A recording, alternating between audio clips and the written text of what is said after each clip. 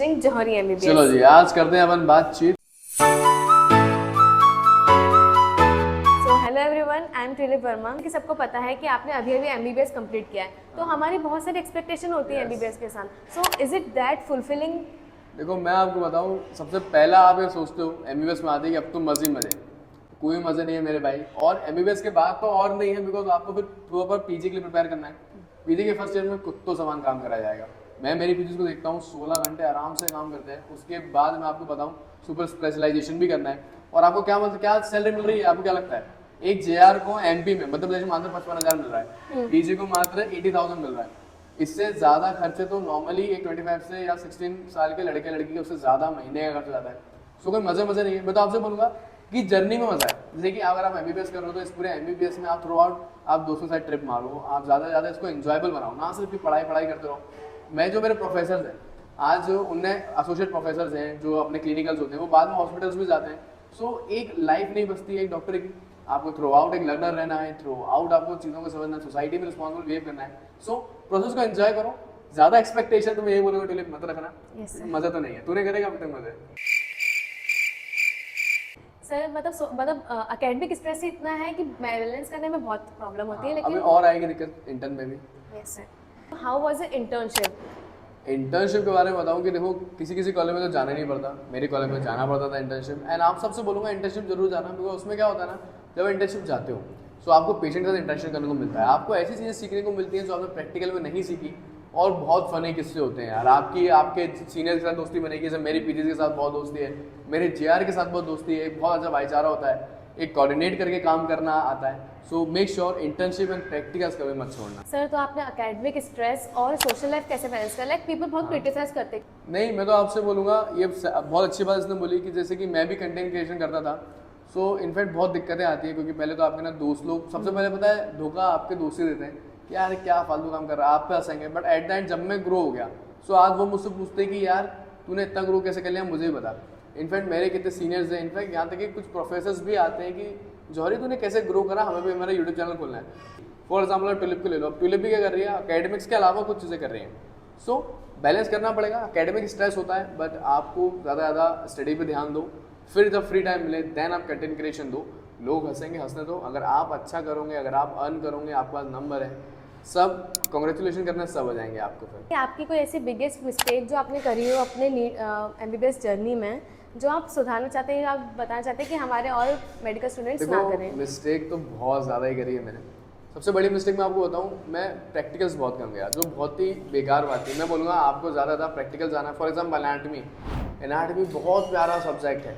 Anatomy में आप ज़्यादा से ज़्यादा डीएच के अंदर जाओ, आप प्रैक्टिकल हॉल्स में जाओ, ज़्यादा से ज़्यादा आपको हिस्टोलॉजी की स्लाइड देखो। और स्टार्टिंग में एडकॉम होता है, लोग एडकॉम जाते नहीं है, बट एक एथिक्स एंड एडकॉम का भी आप लेक्चर चाहिए। ये बहुत ज़्यादा इंपॉर्टेंट है आपके लिए, बिकॉज आप डॉक्टर बनने वाले हैं। सो मेरी मिस्टेक प्रैक्टिकल्स नहीं गया, आपको मिस्टेक्स नहीं करनी जाना है। सेकेंड मिस्टेक मैं ये बोलता हूँ कि मैं मेरी लाइफ बैलेंस नहीं कर पाया। मैं पूरा टाइम मैं कंटेंट क्रिएशन करता रहा। सेकेंड ईयर से मैंने लोगों को पढ़ाया। सो मेरा एक सोशल लाइफ या कॉलेज लाइफ बहुत कम थी। बट ठीक है, आज मैं एंजॉय कर रहा हूँ। आज लोग मुझे जानते हैं, रिकॉग्नाइज करते हैं, आज ये भी अच्छा लगता है। बट आप अपने कॉलेज लाइफ एंजॉय करो, ट्रैवल करो। Travelling is the key. घूमो यार, ट्यूलिप दबा के ट्रैवलिंग मार, ट्रिप बना। घूमना इंपॉर्टेंट है यार अपने लिए। नहीं मानेंगे। जी सर। सर अगर आपको ऐसा बोलते जाए कि आप अपने एमबीबीएस के फर्स्ट डे पे चले जाओ, मतलब आपको पूरा एक चीज़ आप सुधारना टाइम चाहें? ट्रैवल करना है एक हाँ, साल पहले फर्स्ट जी। ईयर में। टाइम ट्रैवल करके हमेशा के लिए फर्स्ट ईयर में जाऊँगा और लेक्चर्स जाऊँगा मेरे सारे। एडकॉम के भी जाऊँगा, सारे प्रैक्टिकल भी जाऊँगा, सोशल लाइफ अच्छी करूँगा। और नीट एमबीबीएस के साथ साथ एक नीट का चैनल भी खोलता जौहरी नीट करके, उन बच्चों को बच्चे से गाइड कर पाऊँ। सर जैसे अपन ने ग्रॉस एनाटॉमी की बात करी, लेकिन एम्ब्रियो और हिस्टोलॉजी भी तो है, उसको कैसे डील करें अपन? देखो फॉर एम्ब्रियोलॉजी मैं तो आपसे यही बोलूँगा कि आपको फर्स्ट 3 वीक अच्छे से करना है। जब आपको फर्स्ट 3 वीक आएंगे, ये बेसिक होता है, जस्ट लाइक इज फाउंडेशन। अगर आपको बहुत बड़ी बिल्डिंग बनानी है तो आपको उसका बेस स्ट्रॉन्ग करना पड़ेगा, right? Is work like that कि आपको पहले बेसिक क्लियर करना है, first week, second week, third week. उसके बाद आप कोई भी एम्ब्रियोलॉजी जाओ, हो जाएगा। उसके अलावा फॉर हिस्टोलॉजी बहुत इंपॉर्टेंट है। हिस्टोलॉजी आएगी तो पैथोलॉजी समझोगे सेकेंड ईयर में आप। फॉर हिस्टोलॉजी आपको इंपॉर्टेंट स्लाइड्स डायरेक्ट याद करनी है, फॉर एग्जांपल लिवर की, और ज़्यादातर प्रैक्टिकल में जाऊँ। मैं दोबारा एक चीज़ पर स्ट्रेस करूँगा, कॉलेज जाना है, अपने प्रोफेसर्स की बात आपको सुनना है, बिकॉज जब आप कॉलेज जाओगे तो ही आपको प्रैक्टिकल ज्ञान मिलेगा, वो वाइवा में भी काम आएगा। वो रियल लाइफ में भी आएगा। सर स्टडी के साथ साथ अपन और क्या कर सकते हैं? लाइक अगर अपन को एमबीबीएस करना है तो क्या अपन को अपना पैशन हॉबी सब कुछ छोड़ के एमबीबीएस करना पड़ता देखो है? यार, ये तो थोड़ी विवादित टिप्पणी हो जाएगी, लेकिन मैं तो आपसे इतना ही बोलूँगा कि वो टैलेंट या वो हॉबी नहीं है जो कमा के ना दे। सिंपल मैं तो एक चीज़ बोलूँगा, अगर आप 20 साल के हो, अगर आप फिर भी माँ बाप से पैसे मांग रहे हो, सो ये आप पे भी शर्म आ जानी चाहिए। अगर आपको लाइक मैं नाउ बोलूँगा, ट्यूलिप को वीडियो बनाना पसंद है, ये बना रही है, सोशल मीडिया पर डाल रही है, आगे जाके स्पॉन्सर्स आएंगे, अर्न करेगी। अगर आपको गिटार आता है तो मैं ये नहीं बोल रहा अपनी नॉर्मल हॉबीज मत करो, गिटार आता है उसको वीडियो बनाओ।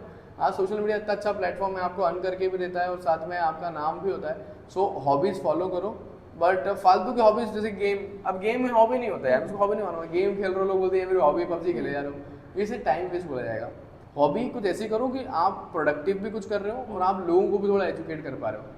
That's it. जैसे कि इतना सारा सिलेबस हो जाता है तो सबके नोट्स बनाना जरूरी है कि अपन डायरेक्ट बुक पे से भी पढ़ सकते नहीं हैं? यार, नोट्स बनाना सबको जरूरी है। जो भी मेरे जूनियर देख रहे हैं, मेरे प्यारे juniors, notes banana is very important. क्योंकि क्या होता है ना, एग्जाम में इतनी मोटी बुक आप रिवाइज नहीं कर सकते। सो मेक नोट्स, ट्राई करो कि आप कॉलेज अगर जाते हो, जब प्रोफेसर पढ़ाता है तो ही आप साथ में नोट्स बनाओ। इफ़ आप तब नहीं बना पाते नोट्स, देन आप क्या कर सकते हो, घर पे आके बुक पढ़ने के बाद नोट्स बनाओ, राइट। नोट्स बनाना जरूरी है। अगर फिर भी आपको दिक्कत आती है, मेरे टेलीग्राम में फ्री में भी नोट्स हैं, बुक पीडीएफ है, आप वो भी ट्राई कर सकते हो। सर आपका कोई सा स्कैरी वाइवा एक्सपीरियंस जो आप बताना चाहते नहीं, हैं? मेरे साथ तो कभी वाइवा में कुछ हुआ नहीं। हाँ, एक बार हुआ था, मैं जब वाइवा देने गया था माइक्रो में सेकेंड ईयर में, देन एचओडी पहचान गया, जौहरी तू तो वही ना जो वीडियो बनाता। अब भाई मैं तो डर गया था उस समय, मैंने कहा अब तो गया मेरा वाइवा। बट बहुत अच्छे हमारे सीनियर थे वो सर, उन्हें आराम से पूछा क्या कर रहे हो, अच्छा कर रहे हो। इनफैक्ट उन्होंने मेरी वीडियो भी देख रखी थी।